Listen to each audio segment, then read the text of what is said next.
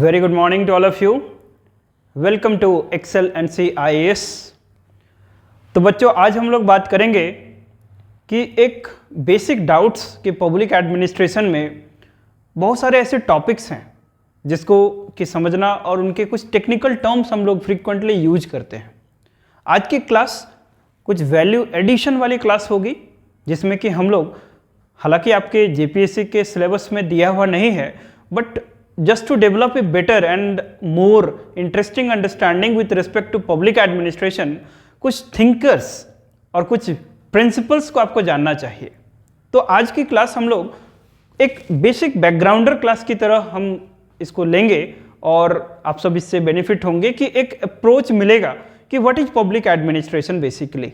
ठीक है, that is एक technical definition of meaning scope से अलग ये एडमिनिस्ट्रेटिव थॉट्स वाले आइडिया को एक सिंपल वे में आपके सामने हम लोग प्रेजेंट करने की कोशिश करेंगे। हालांकि यहाँ पर अलग से एडमिनिस्ट्रेटिव थॉट्स जिसमें कि कुछ इंडिविजुअल थिंकर्स हैं उनके क्लासेस होंगी, लेकिन बिंग जो भी आप लोग पब्लिक एडमिनिस्ट्रेशन पढ़ रहे हैं और जो लोग ऑलरेडी पब्लिक एडमिनिस्ट्रेशन पढ़े हुए हैं उनके लिए एक बूस्टर क्लास की तरह होगा। So let's begin the today's class. कि आज के क्लास का टॉपिक है कि जो हम लोग एडमिनिस्ट्रेटिव थॉट्स, इसको नाम हम लोग देंगे administrative thoughts. Administrative thoughts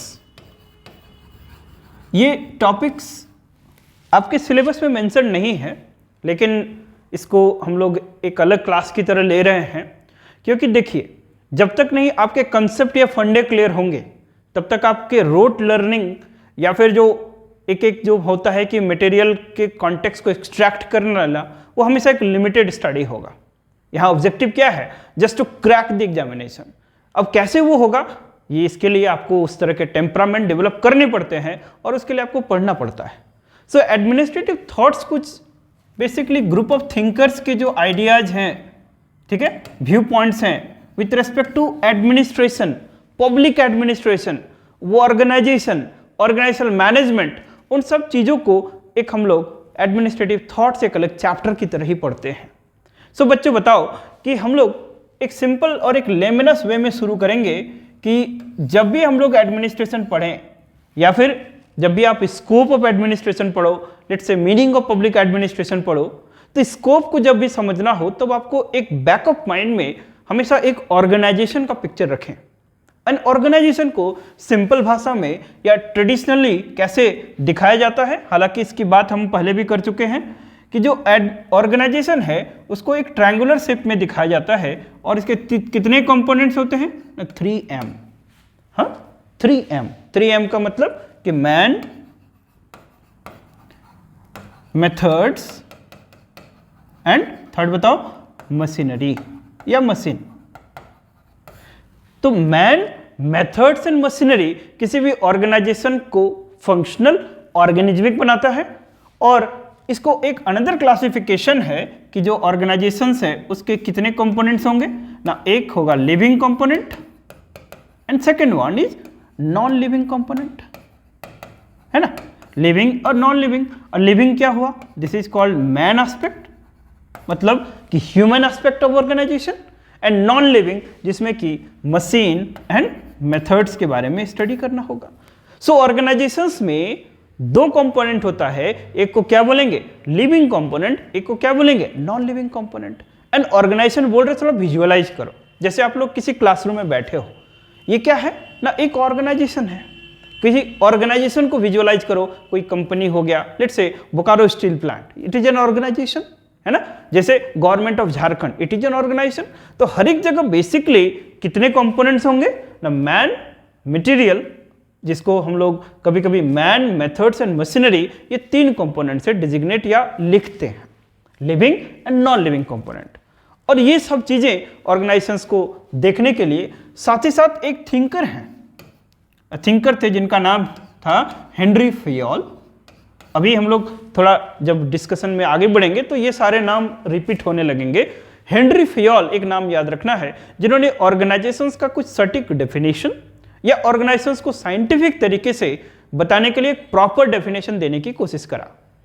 Fayol बोलते हैं कि कोई भी ऑर्गेनाइजेशन है, राइट, और ऑर्गेनाइजेशन को फंक्शन करने के लिए कितने तरह की एक्टिविटी करनी होती है ना, कुछ एक्टिविटीज करनी होती है जैसे technical, financial, commercial, accounting, security and administration ना। कोई भी ऑर्गेनाइजेशंस की बात करेंगे ना, ऑर्गेनाइजेशंस को फंक्शनल होने के लिए कितने एक्टिविटीज करनी पड़ती है ना, these are the activities, 6 activities, technical, financial, commercial, accounting, security and administration. और एडमिनिस्ट्रेशन को बोला जाता है ना integral activity. Okay, integral activity. बस आप लोग कुछ देर सुनते रहो, फिर अपने आप एक कनेक्टिविटी बन जाएगा। गेटिंग माय पॉइंट कि administration is known as integral activity, क्योंकि एडमिनिस्ट्रेशन क्या है ना, inclusive to all the activities. Administration सबको इंपैक्ट करता है। Getting my point. और ये एडमिनिस्ट्रेशन को इंटीग्रल क्यों बोलते हैं, क्योंकि एडमिनिस्ट्रेशन फिर 5 एक्टिविटीज करता है, जिसको किससे दिखाते हैं हम लोग, POCC ना, पॉक, planning, organising, commanding, coordinating, controlling, है ना। सो ये फियोल बोलते हैं कि ऑर्गेनाइजेशन फंक्शनल है या कोई भी ऑर्गेनाइजेशन को फंक्शनिंग होने के लिए उसमें 6 एक्टिविटीज होती है, technical, financial, commercial, accounting, security and administration. Administration को इंटीग्रल बोलते हैं क्योंकि एडमिनिस्ट्रेशन 5 काम करता है, planning, organising, commanding, coordinating and controlling. फिर आगे फियोल बोलते हैं कि किसी भी ऑर्गेनाइजेशन में हम लोग विजुअलाइज करेंगे तो ऑर्गेनाइजेशंस को इन्हीं तरीके से विजुअलाइज करो कि मैन, मेथड्स एंड मशीनरी। साथ ही साथ ऑर्गेनाइजेशंस में एक और चीज ध्यान रखना है कि क्या ध्यान रखेंगे, यहां पर 2 इसके मेजर कंपोनेंट्स हैं, एक ना manager and second one is the worker, है ना।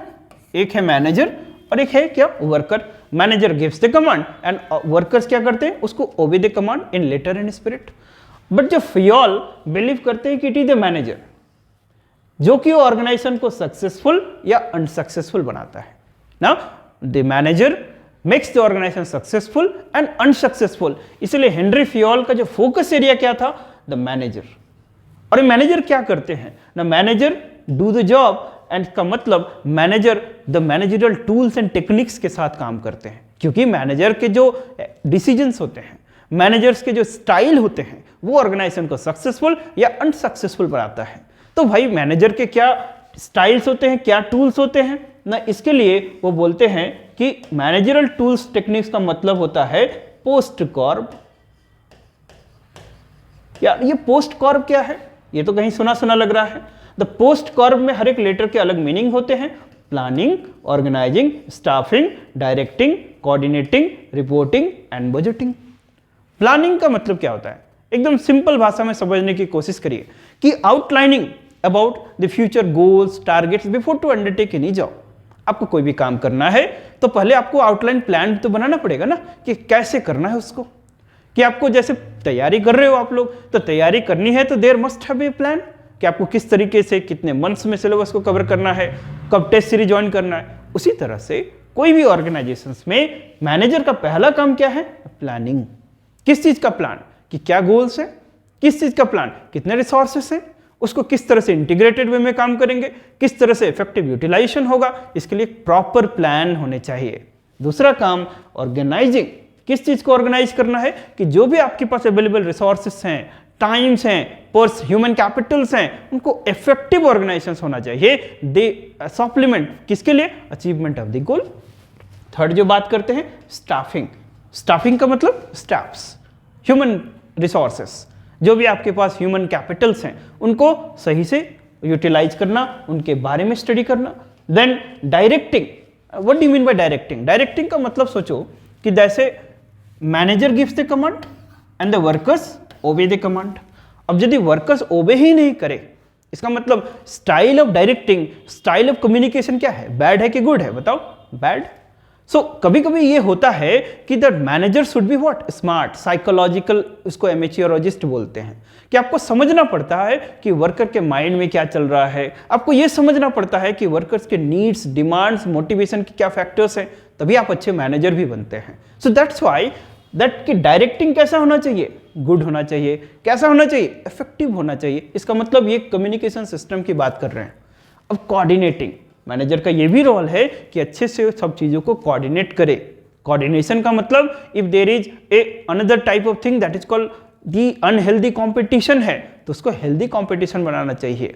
If there is a situation of the conflict, तो कॉन्फ्लिक्ट उसको रिटर्न बनाना चाहिए। तो इस तरह से manager should be an mature psychologist. Manager के पास दोनों ही soft as well as hard skill होने चाहिए, है ना। साथ ही साथ रिपोर्टिंग एंड बजटिंग की बात करते हैं कि रिपोर्टिंग का मतलब there shall be a good, that is something called performance appraisal system.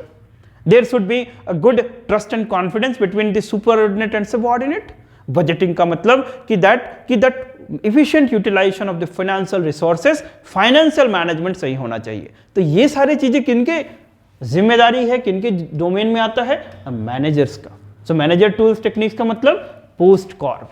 ठीक, अब वापस थोड़ा रिकैप कर लेते हैं कि हमने क्या बोला कि हम लोग एक बिल्डअप करने की कोशिश कर रहे हैं, तो ऑर्गेनाइजेशंस को बैकअप माइंड में रखना है जब भी आप स्कोप वगैरह का आंसर लिखो। ऑर्गेनाइजेशंस में लिविंग नॉन लिविंग कंपोनेंट, फिर फियोल बोलते हैं, बहुत सारे व्यू पॉइंट है, बट फियोल का सबसे एक्सेप्टेबल है कि फियोल से कि 6 एक्टिविटीज, उसमें से एडमिनिस्ट्रेशन ये PO-CCC करता है। साथ ही साथ उनका जो अप्रोच था वो मैनेजरियल अप्रोच था। उन्होंने फोकस किस पे किया, it is the manager organisation को सक्सेसफुल या अनसक्सेसफुल बनाता है ना। फिर उन्होंने उसके टूल्स टेक्निक्स के बारे में भी स्टडी किया या फिर बताया। इस तरह की बातें बहुत सारी हैं। अब आगे हम लोग जब बढ़े तो इसको समझिए कि जब आप स्कोप में पढ़ते हैं तो एक आता है कि कभी कभी आपको प्रिंसिपल्स ऑफ एडमिनिस्ट्रेशन के बारे में पढ़ना होता है। तो ये प्रिंसिपल ऑफ एडमिनिस्ट्रेशन है क्या ना। सोचिए कि जब ये डिसिप्लिन के बारे में स्टडी किया जा रहा था, पब्लिक एडमिनिस्ट्रेशन रिसेंट डेवलपमेंट है, अराउंड 1900 के बाद ये डिसिप्लिन फ्लरिश होना शुरू किया।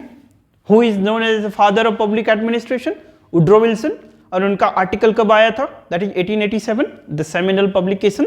ओके, लेकिन जो डिसिप्लिन के बारे में इवोल्यूशन की बात करते हैं, सो 1900 ऑनवर्ड्स ये डिसिप्लिन के प्रिंसिपल्स आए, उनमें क्रिटिसिज्म हुआ, चैलेंजेस हुए, फिर इसमें द पॉलिटिकल साइंस और मैनेजमेंट साइंस के बीच में एक काफ़ी कॉन्फ्लिक्ट वाला सिचुएशन था कि इसमें आइडेंटिटी क्राइसिस बोला जाता है। 1950s एंड द 60s के टाइम में इसके साथ आइडेंटिटी क्राइसिस हुआ कि what is public administration. Political science claim कर रहा है कि it is one of the specialised discipline, management science बोल रहा है कि तुम अपने वोकेबुलरी को यूज नहीं कर सकते हो। लेकिन 1970 ऑनवर्ड्स ये public administration as a discipline की तरह स्टैब्लिश्ड हो गया कि पब्लिक एडमिनिस्ट्रेशन अपने एक डिफाइंड एरिया, एक रिकॉग्नाइज्ड एरिया की तरह आगे बढ़ा। तो ये पब्लिक एडमिनिस्ट्रेशन, ये एक स्पेशलाइज्ड डिसिप्लिन, ये बहुत रिसेंट डेवलपमेंट है। अब समझिए कि पब्लिक एडमिनिस्ट्रेशन जब ये डेवलपमेंट हुआ तो इसमें शुरुआती दौर के जो थिंकर्स हैं, थिंकर्स उन्हें बोला जाता है जिन्होंने थ्योरीज दिया। किस चीज का थ्योरी ना, ऑर्गेनाइजेशनल मैनेजमेंट का, पब्लिक एडमिनिस्ट्रेशन का थ्योरी दिया कि उन्होंने पहले स्टडी किया कि किस तरह से, और ये थिंकर्स किस बैकड्रॉप में अपनी थ्योरी को बनाए थे, in the backdrop of the scientific management movement. तो साइंटिफिक मैनेजमेंट मूवमेंट क्या है, इसका एक ऑलरेडी वीडियो है, आप उसको देख सकते हैं ना। साइंटिफिक मैनेजमेंट मूवमेंट ऐसे सिंपल समझिए कि दैट इंडस्ट्रियल रिवॉल्यूशन के बाद जब कंडीशंस चेंज हुए तो ऑर्गेनाइजेशनल फेल्योर शुरू हुआ। अब उन्हीं ऑर्गेनाइजेशनल फेल्योर को ठीक करने के लिए एक मूवमेंट चला था जिसको बोला जाता है साइंटिफिक मैनेजमेंट मूवमेंट। और ये साइंटिफिक मैनेजमेंट मूवमेंट में साइंटिफिक प्रिंसिपल्स को स्टडी किया कि पहले ऑर्गेनाइजेशंस एक रूल ऑफ थंब से मैनेज होते थे, और ये rule of thumb he main cause था किसका, ऑर्गेनाइजेशनल फेल्योर का। तो साइंटिफिक मैनेजमेंट मूवमेंट के जो थिंकर्स थे उन्होंने क्या बोला कि the rule of thumb should be replaced with science of administration. उन्होंने क्या बोला कि this rule of thumb should be replaced with science of administration. Rule of thumb मतलब अपने मेमोरी के बेसिस पे, अपने एक्सपीरियंस के बेसिस पे, कोई स्पेशलाइजेशन नहीं, जनरल तरीके से सब काम कर रहे हैं। तो इसके चलते मेन प्रॉब्लम शुरू हुआ। क्यों? क्योंकि एक्टिविटी कॉम्प्लेक्स हो गई, लेकिन तुम्हारा पढ़ने का तरीका क्या है, वही पुराना ढर रहा है, इसीलिए फेल्योर शुरू हुआ। तब सबने बोला कि no, there shall be science of administration. लेकिन ये साइंस ऑफ एडमिनिस्ट्रेशन है क्या, इसके लिए बहुत सारे थिंकर्स आए। अब मुझे एक अपना माइंड यूज करके बताओ कि ये सारे थिंकर्स तो आए, और इन्हीं थिंकर्स ने जो अपने आइडियाज दिए उन्हीं को बोलते हैं हम लोग ना एडमिनिस्ट्रेटिव थॉट्स। ठीक, तब हम लोग अपने टॉपिक की शुरुआत पे पहुंचे कि एडमिनिस्ट्रेटिव थॉट्स क्यों पढ़ना है, क्योंकि आप तभी उन प्रिंसिपल्स को, उन थ्योरी को समझ पाएंगे जो आपको हेल्प करेगा कि व्हाट इज पब्लिक एडमिनिस्ट्रेशन। इसीलिए हमेशा इंट्रोडक्शन मीनिंग पहले के पहले आपको एडमिनिस्ट्रेटिव थॉट्स पढ़ाया जाता है। ठीक है, अब आगे बढ़ते हैं कि ऑर्गेनाइजेशन हम लोग ने थोड़ा बहुत सीखा। अब ऑर्गेनाइजेशन मैनेजमेंट के बारे में स्टडी करना है। ऑर्गेनाइजेशन में लिविंग और नॉन लिविंग एस्पेक्ट है। अब उसको सबसे पहले बताओ कि जो थिंकर्स हैं उन्होंने किस एस्पेक्ट को स्टडी किया होगा। जैसे एक क्लासरूम की बात करें, एक क्लासरूम है जिसमें कि मान लो कि नॉर्मल सब चीजें हैं। अब इस क्लासरूम को हमको डिजिटल क्लासरूम बनाना है या फिर एक स्मार्ट क्लासरूम बनाना है, तो आपको ये जिम्मेदारी दिया गया। How you will do, first of all आप उसको स्टडी करेंगे, क्या उसके स्ट्रक्चर्स हैं, फिर क्या क्या उसमें डिजिटल बोर्ड्स लगेगा, किस तरह से ऑर्गेनाइजेशन होगा टेबल का, किस तरह से कैमराज लगेंगे, किस तरह से एसी लगेगा, all these you will study and आप उसको फिर अपग्रेड करोगे। अब मुझे बताओ कि सबसे पहले ही जब आपको डिजिटल क्लासरूम बनाने का, जब आपको जो इस तरह का प्रोजेक्ट दिया गया, तब तो सडनली तो इस पर नहीं जाओगे ना कि किसको अपॉइंट करें, कौन टीचर होगा, राइट, किस तरह के रिसेप्शन होंगे या किस तरह का पब्लिक रिलेशन ऑफिसर होगा। Getting my point. तो सबसे पहले ह्यूमन नेचर है कि हम लोग नॉन लिविंग एस्पेक्ट को स्टडी करेंगे। सो इन थिंकर्स ने भी यही किया। तो जब फर्स्ट ग्रुप ऑफ थिंकर्स जो आए, जिन्होंने ऑर्गेनाइजेशंस के नॉन लिविंग एस्पेक्ट को स्टडी करना शुरू किया, तो टोटल थिंकर्स को हम लोग 3 बेसिक क्लास में डिवाइड करते हैं। एक क्लासिकल थिंकर्स, जिनको क्लासिकल्स बोलते हैं, फिर जो बाद में आए उनको बोलेंगे ह्यूमैनिस्टिक थिंकर्स, राइट, फिर उसके बाद आए उनको बोलेंगे पार्टिसिपेटिव थिंकर्स, पार्टिसिपेटिव थिंकर्स। ठीक, तो ये थिंकर्स हैं, क्लासिकल्स, ह्यूमैनिस्टिक, पार्टिसिपेटिव। कुछ नाम लिखेंगे, हालांकि सिलेबस में नहीं है, बट आप लोग याद रखना, it will help you. Classical thinkers की जब बात करते हैं तो सबसे पहले इनका फोकस एरिया क्या था बताओ, लिविंग के non living, non living, machine की ह्यूमन, मशीन। तो इनके अप्रोच को क्या बोलते हैं ना, मैकेनिकल अप्रोच। इनके अप्रोच को क्या बोलेंगे, मैकेनिकल अप्रोच। इनका अप्रोच क्या होगा कि किस तरह से ऑर्गेनाइजेशन होना चाहिए, ऑर्गेनाइजेशन के स्ट्रक्चर्स कैसे होने चाहिए। ह्यूमन एस्पेक्ट को अभी तक फोकस नहीं किया गया, ठीक, क्योंकि हायर एंड फायर पॉलिसी थी। जैसे हमको कोई काम करना है, शाम तक ये कंप्लीट करना है, आप करो कंप्लीट देन फाइन, नहीं तो फिर आप फायर होंगे, आप उससे निकाल दिए जाओगे। So initially they focused on machine view and human beings किस तरह के थे, अभी ह्यूमन बींग्स अभी तक टूल्स की तरह काम करते थे। ह्यूमन बींग्स क्या है, एक मशीन है। ह्यूमन बींग क्या है, एक इंस्ट्रूमेंट है। ह्यूमन बींग क्या है, एक टूल्स है। ह्यूमन बींग्स नहीं है, माने सोशल आइडेंटिटी, मतलब एंटिटी नहीं है। ये किन का व्यू पॉइंट था, दैट इज क्लासिकल्स का। इनका एक ही अप्रोच था जिसको क्या बोलते हैं, मोनोमोटिवेशनल। मोनोमोटिवेशनल कि पैसे दो, ज्यादा काम कराना हो, ज्यादा प्रोडक्टिविटी इंप्रूव करना हो तो मोर मनी, इसका मतलब money oriented. Getting my point. So monomotivational का मतलब money is only source for encouragement and motivation. तो ये किनके व्यू पॉइंट होंगे, क्लासिकल्स के। और कुछ क्लासिकल्स के थिंकर्स थे, जैसे कुछ नाम है famous, like Taylor, Frederick Taylor, FW Taylor, जिनको father of scientific management movement बोलते हैं। इनका फोकस एरिया क्या था ना, shop floor level. Shop floor का लेवल मतलब बॉटम लेवल ऑफ ऑर्गेनाइजेशन बोलते हैं, इसलिए बॉटम अप अप्रोच भी बोलते हैं। इंजीनियरिंग पर्सपेक्टिव पे फोकस था इनका। फिर एक और है जिनका बाद है हेनरी फियोल। इनका अप्रोच क्या था, मैनेजरियल पर्सपेक्टिव। ऑर्गेनाइजेशन में सबसे इंपॉर्टेंट रोल किनका होगा, मैनेजर का। दैट इज वाई इनको क्या बोलते हैं, father of scientific management movement. फिर नेक्स्ट है ग्यूलिक एंड उर्विक, ग्यूलिक एंड उर्विक। फिर मैक्स वेबर। ये सब नाम आप लोग पढ़े होंगे, बट ये सीक्वेंस है कि ये लोग किस स्कूल को बिलोंग करेंगे, क्लासिकल से स्कूल। इनका व्यू पॉइंट क्या होगा, मशीन व्यू पॉइंट। इन्होंने ह्यूमन बींग्स को किस तरह से ट्रीट किया, टूल्स की तरह। ह्यूमन बींग्स को एज ए ग्रांटेड लिया, राइट माय डियर। तो ये सारे कौन है ना, क्लासिकल स्कूल्स। एक एक इंडिविजुअल थिंकर्स के बारे में पढ़ना हमें मतलब it will a time taking process, but we will try that कि एक बेसिक प्रीमाइस प्रोवाइड कर दिया जाए। अभी तक हमने क्या देखा कि जो ऑर्गेनाइजेशन है वो ऑर्गेनाइजेशन किस व्यू से देखा जा रहा है, ना ह्यूमन एस्पेक्ट से नहीं देखा जा रहा है। लेकिन जो कुछ बाद के थिंकर्स आए उसमें से एक जो थिंकर हैं जिनका नाम है मेरी पार्कर फोले। मेरी पार्कर फोले ये लेडी थिंकर थी और इनका ये व्यू पॉइंट था, ये इनका जन्म क्लासिकल थ्योरी जो समय था उस समय हुआ, बट इनके जो प्रिंसिपल्स थे वो फ्यूचरिस्टिक इन नेचर थे। फ्यूचरिस्टिक का मतलब इन्होंने ऑर्गेनाइजेशन को पहला बार देखा कि it is an social assemblies. Organisation क्या है, एक ह्यूमन बींग्स का इंटरैक्शन है, ह्यूमन बींग का असेंबलीज है। ह्यूमन बींग्स एक इंटरैक्टिव ह्यूमन बींग है, इंटरैक्शन ह्यूमन कैरेक्टर है। तो इसीलिए जो मशीन व्यू में ह्यूमन बींग्स को टूल्स की तरह देखे जा रहे हो कि किसी के साथ इंटरैक्शन नहीं करना है, ये सिर्फ एक मीन्स है, ये गलत है ना। ह्यूमन बींग्स एक ह्यूमन बींग्स है। अब जैसे कोई आदमी परेशान है तो आप उससे कैसे एक्सपेक्ट कर सकते हो कि वो मैक्सिमम प्रोडक्शन जनरेट करेगा या फिर मैक्सिमम प्रोड्यूस करेगा। Getting my point.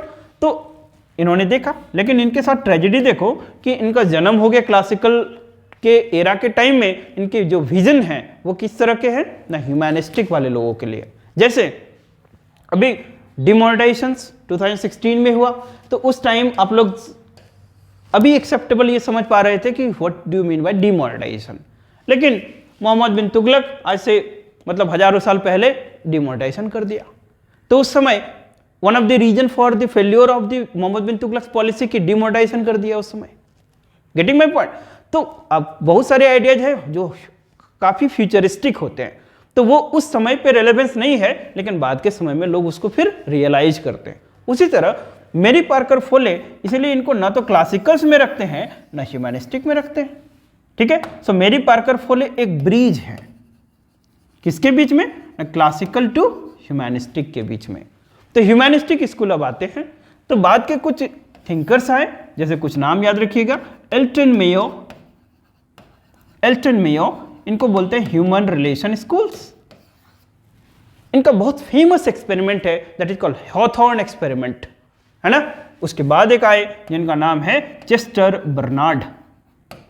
क्या नाम है, Chester Barnard. And then Herbert Simon.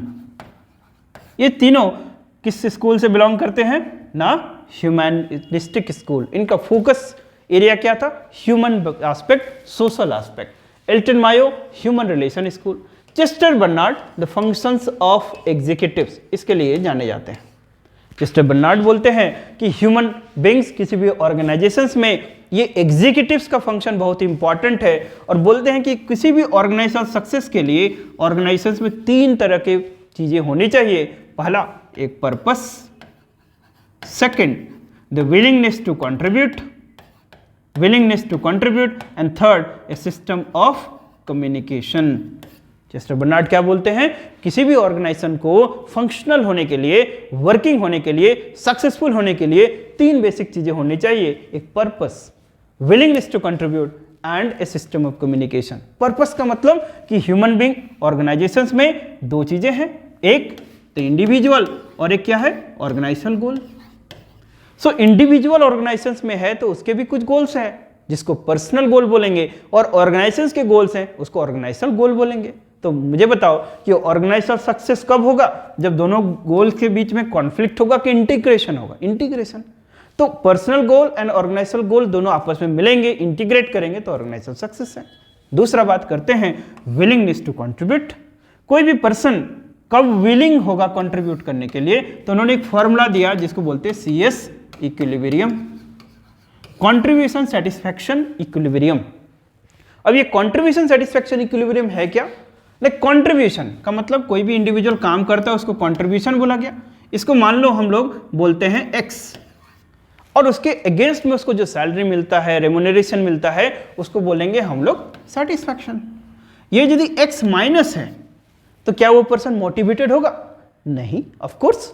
कोई भी पर्सन काम करता है अपने मोटिवेशन के लिए, अपने सेटिस्फैक्शन के लिए, जो कंट्रीब्यूट कर रहा है 50 रुपीज, रिटर्न आ रहा है 49, तो वो डीमोटिवेटेड होगा। तो उन्होंने बोला कि जो मैनेजर्स हैं मैनेजर का ये काम है कि हमेशा कंट्रीब्यूशन सेटिस्फेक्शन इक्विलिब्रियम की ओर काम करें, कि जो कंट्रीब्यूशन है उससे ज्यादा सेटिस्फेक्शन मिले, तभी वर्कर क्या होंगे, मोटिवेटेड होंगे, और तभी ये ऑर्गेनाइजेशनल गोल और इंडिविजुअल गोल के बीच में इंटीग्रेशन भी होगा। तो मैनेजर्स को किस तरह से उन्होंने डिफाइन किया कि एमेच्योर साइकोलॉजिस्ट होना चाहिए। मैनेजर कैसे होने चाहिए, एमेच्योर साइकोलॉजिस्ट। एक मैनेजर है, manager should understand what is going on in the minds of the workers, उसके अकॉर्डिंग पॉलिसीज प्लान बनाने चाहिए, उनके अकॉर्डिंग जो रूल्स एंड पॉलिसीज फ्रेम करनी चाहिए। सो दैट इज व्हाई एग्जीक्यूटिव्स के रोल को उन्होंने बहुत हाईलाइट किया। तीसरा बात करते हैं कम्युनिकेशंस की, कि किसी भी ऑर्गेनाइजेशंस में कम्युनिकेशन ही सब कुछ होता है, बिना इफेक्टिव कम्युनिकेशंस का कुछ भी नहीं हो सकता है। तो कम्युनिकेशंस के लिए बर्नार्ड यहां तक बोलते हैं कि communication is what, communication is authority. तो इफेक्टिव कम्युनिकेशंस होना चाहिए विद इन द ऑर्गेनाइजेशंस। तो बर्नार्ड किस चीज पे हाईलाइट किए, इंडिविजुअल गोल, पर्सनल गोल, दूसरा कंट्रीब्यूशन सेटिस्फैक्शन इक्विलिब्रियम, और ये सब क्वालिटेटिव टर्म्स हैं। तीसरा उन्होंने क्या बात करी, कम्युनिकेशन सिस्टम अच्छा होना चाहिए, कि एक एक्सेप्टेंस कम्युनिकेशन होना चाहिए। तो कम्युनिकेशन का कैसा व्यू, एक्सेप्टेंस व्यू उन्होंने बोला। Getting my point. अब यहीं पर साइमन थे, तो साइमन ने बोला कि ठीक है भाई, एक तो उन्होंने, साइमन ने इस बर्नार्ड के कंट्रीब्यूशन सेटिस्फैक्शन को सपोर्ट किया, लेकिन उन्होंने बोला कि एक चीज और है जिसको कि ऐड करना चाहिए। व्हाट इज दैट,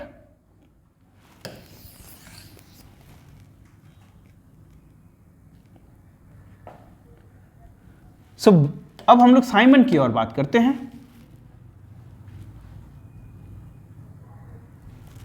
साइमन, तो साइमन ने क्या बोला, साइमन से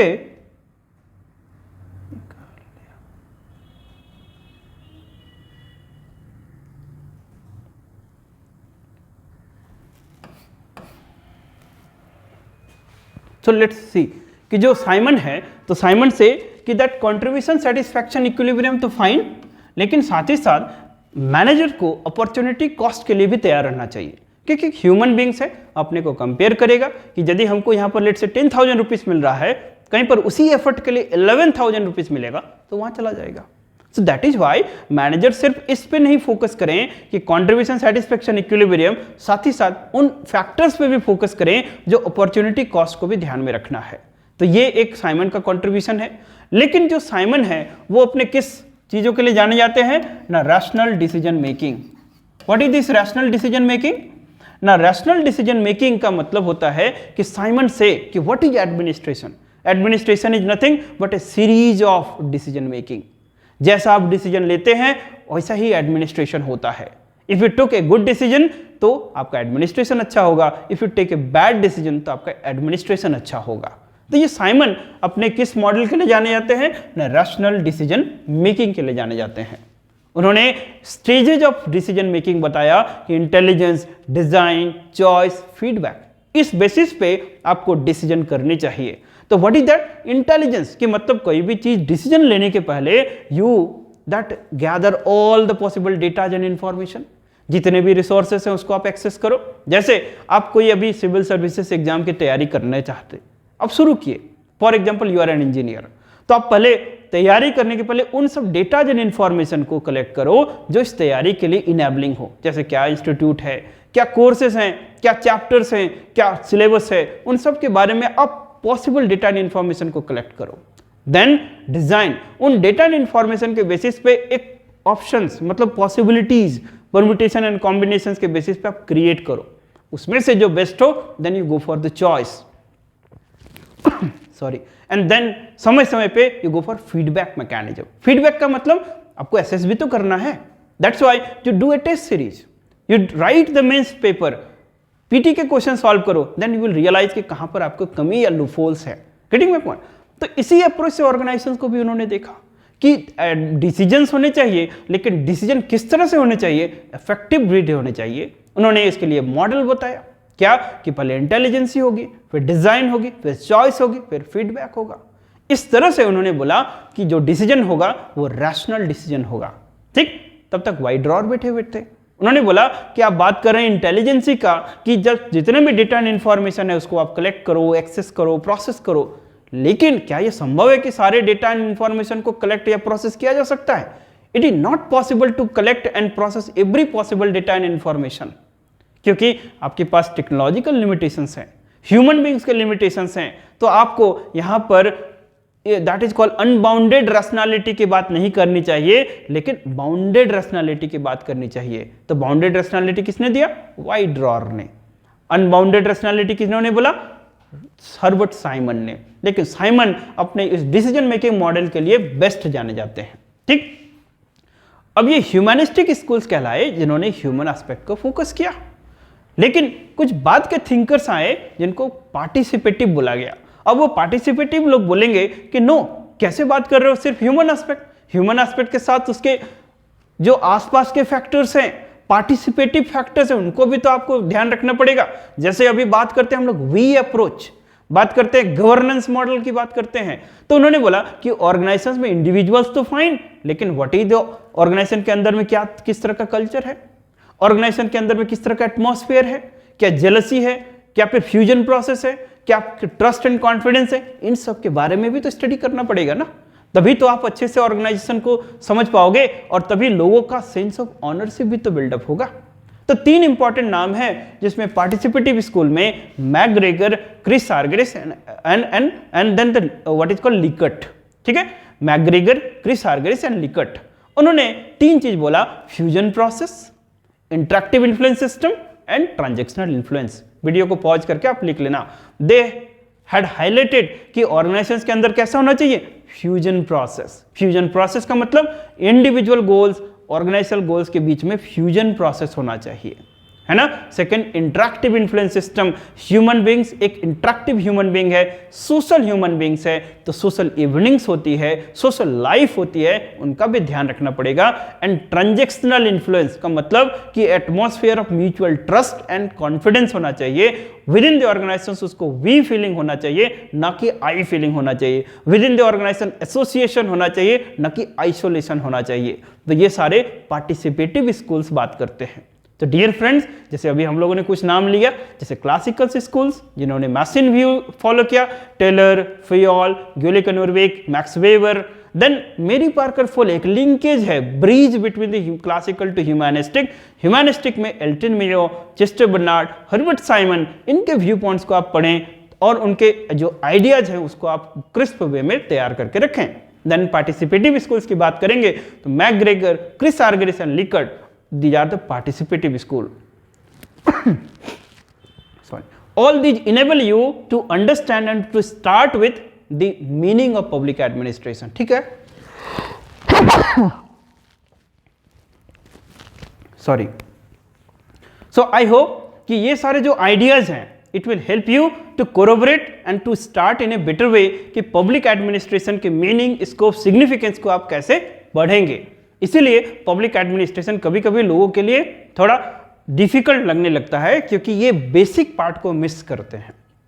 इसका ये भी एक रीजन हो सकता है कि अवेलेबल रिसोर्स नहीं है, but my dear friend, that public administration is the most interesting, hopefully it is the very part of the life. आप उसको जीते हैं, उठते हैं, बैठते हैं, सब जगह पब्लिक एडमिनिस्ट्रेशन देखते हैं, बाकायदे आप इसको सिस्टमेटिक और उस कॉन्क्रीटाइज तरीके से नहीं देख पा रहे हैं। So here we will try our best to help you. So you keep watching our the videos. We will just updating with the new concepts, and we will try to give you as maximum as possible from my front. Getting my point? So with this hope that you guys take care, goodbye, and have a nice day.